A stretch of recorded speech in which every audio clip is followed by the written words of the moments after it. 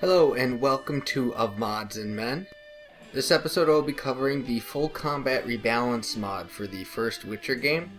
What this mod basically aims to achieve is an improved adaptation of the combat and lore to make it closer to what it is in the books. This mod was made by a modder named Flash, who incidentally now works at CD Projekt Red now because of the work on this mod. He also has made a full combat rebalance mod for The Witcher 2 as well, which I'll likely cover in a later video. So let's get started and delve into this mod. This mod features several options that you can choose to either enable or disable, but for now I will focus on the core parts that can't be changed, starting with the combat. The main change to the combat is that it's much quicker and more decisive, but it relies more on your ability to prepare for fights by using the correct oils, potions, and fighting styles for the enemies you face. The big change is the way vitality and armor is now handled. Enemies have less vitality and as a result are less damage spongy. This is countered either by increases in armor or vitality regen. So now it's more important to penetrate armor or kill them faster than they can regen their health. And to do this you need proper preparation. Provided you use the proper oils and fighting styles, you will be able to down most opponents in 2 to 6 attacks. At the same time, this is true with Geralt as well, so you will need to make sure you can defend yourself or you will die just as fast.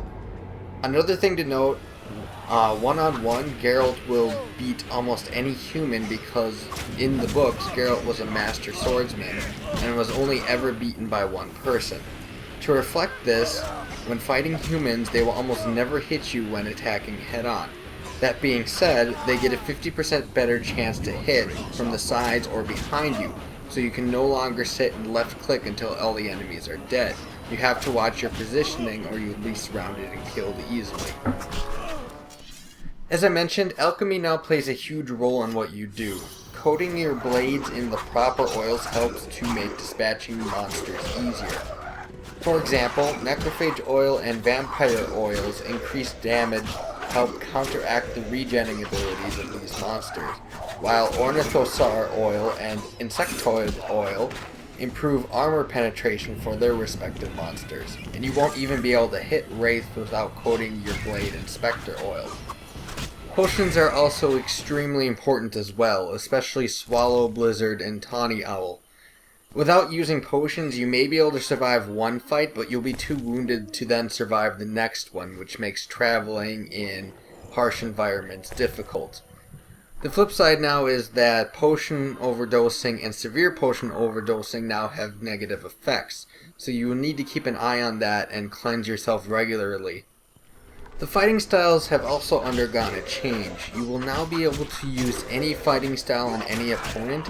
However, each style is more specialized. The strong style is used for large damage against unarmored opponents. The fast style is used for armor penetration, and the group style suffers a damage penalty in exchange for adding fear to opponents and forcing them to back off and not surround you. Signs have mostly remained the same with the exception of the removal of the Axis sign. The Axis sign is now replaced with the Heliotrope sign, which offers protection against critical effects from non-physical attacks. The Axis sign was removed because while it is in the books, it was never used to control high-level creatures like what can be done in the game. Attributes have undergone a slight change as well. Strength attributes will focus on offensive damage dealt with swords or fists. Dexterity affects your dodge and parry chance as well as the chance to deal critical effects. Endurance affects your vitality points, resistances, and vitality regen.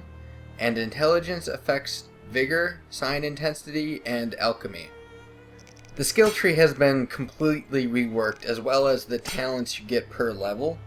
This will take too long for me to explain thoroughly, but know that the skill tree is more precise and a lot of redundancy has been removed.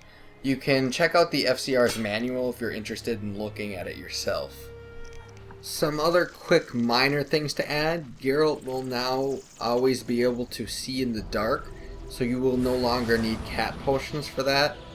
Inventory spaces can now hold up to 999 items. Food and drink effects will last now for 4 hours after consumed instead of only a few minutes. And White Gull can now be consumed to initiate meditation.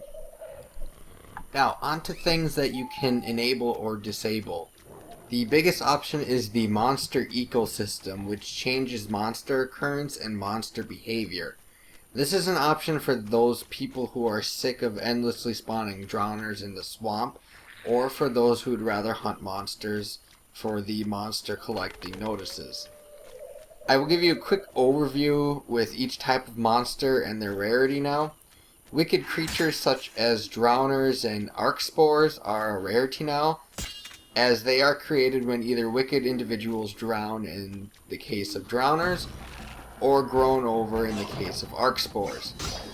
As a result, these creatures will not replenish their numbers and will not respawn. That being said, not all of the creatures may appear right away when moving over their territory. Necrophages are now the most common foe you'll encounter, and they will mostly travel in groups. Lesser necrophages will respawn, while scimitars and devourers will not. Vampires are now the rarest creature in the game, and they will function effectively as bosses and will not respawn. Kikimores will be encountered and will respawn until you kill the queen, and giant centipedes are rare and will not respawn. Ornithosaurs will be territorial now, and only wyverns will respawn. Other monsters such as wolves and blood zwigers will be common and respawn often. There are now 2 difficulty packages that you can install. There's the easy package, which has casual, easy, and medium difficulties, and this basically reflects the difficulties in vanilla Witcher. The hard difficulty package has high, hardcore, and Witcher difficulties, and this is required that you use alchemic means to survive. And if you really hate yourself, you can go on Witcher and have to replay fights 10 or so times, I suppose. Some other things that you can enable are the no character names for minimalistic interface, all armors having 3 quick slots instead of 1, 2, or 3 depending on the armor, night vision without that fisheye effect. You can have the flaming sword icon on the harder difficulties. You can also enable a minimalistic interface if you choose to. Another option is to disable the logo movies in the beginning and also add different main menu music. There is an option that claims to have easier dice poker, but even with this option enabled, I seem to lose a lot of games. There is an option to enable potions for changing the difficulty level should you either want to increase or decrease it. There is a slight attention to detail option that you can enable that will have cat pupils for all of the Witchers. You can enable item stacking up to 999 items in 1 inventory slot. Werewolf fur can be enabled in the shop in Chapter 4 so you don't get punished for choosing the, I suppose, good option when dealing with the werewolf. And finally, you can enable an option that will leave visible wounds when characters are hit. That'll wrap up this video then.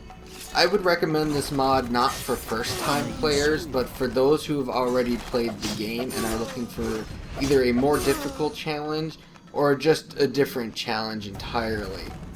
That being said, I do think this is one of the best mods that you can get for Witcher 1, and I have definitely enjoyed playing it myself since it is a different way to play the game. I will be doing a full combat rebalance mod video for Witcher 2 as well for those who are interested.